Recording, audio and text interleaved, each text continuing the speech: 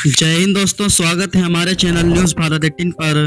बिहार की सियासत में एक नया तूफान आ चुका है और इसका नाम है असदुद्दीन ओवैसी। एआईएमआईएम की बढ़ती ताकत ने तेजस्वी यादव और राहुल गांधी को सोचने पर मजबूर कर दिया है।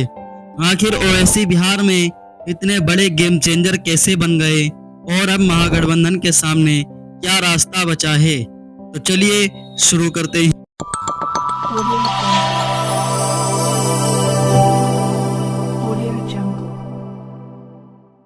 असदुद्दीन ओवैसी और उनकी पार्टी एआईएमआईएम ने बिहार में जो धमक दिखाई है वो हर किसी को हैरान कर रही है। 2020 के विधानसभा चुनाव में एआईएमआईएम ने सिर्फ 20 सीटों पर चुनाव लड़ा और 5 सीटें जीतकर 14.3% वोट शेयर हासिल किया। खासकर सीमांचल में जहां मुस्लिम वोटरों की अच्छी खासी आबादी है, ओवैसी ने अपनी मजबूत पकड़ बनाई।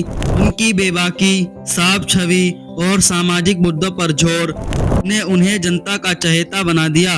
2024 के लोकसभा चुनाव में एआईएमआईएम ने 4 सीटों पर अपने उम्मीदवार उतारे और 4.5% वोट शेयर पाया। भले ही सीटें ना मिली, लेकिन ये साफ है कि ओवैसी अब बिहार की सियासत में एक बड़ा फैक्टर बन चुके हैं। अब 2025 के विधानसभा चुनाव के लिए उनकी रणनीति और भी आक्रामक है। वो 50 सीटों पर लड़ने की तैयारी कर रहे हैं, जिसमें सीमांचल उनका गढ़ है। अब मिथिलांचल और चंपारण जैसे इलाकों में अपनी उपस्थिति दर्ज करानी शुरू कर दी है। एआईएमआईएम की इस रणनीति ने महागठबंधन के लिए मुश्किलें खड़ी कर दी है। तेजस्वी यादव और राहुल गांधी के लिए ओवैसी की बढ़ती ताकत किसी बड़े सिरदर्द से कम नहीं। एआईएमआईएम ने महागठबंधन में शामिल होने की पेशकश की है, लेकिन आरजेडी और कांग्रेस के लिए ये फैसला आसान नहीं। आरजेडी ने पहले ओवैसी को बीजेपी की बी टीम का बयान दिया था। अब अगर ओवैसी को गठबंधन में लिया तो उनकी साख पर सवाल उठेगा। दूसरी बात, 2020 में एआईएमआईएम के 5 में से 4 विधायक आरजेडी में चले गए थे।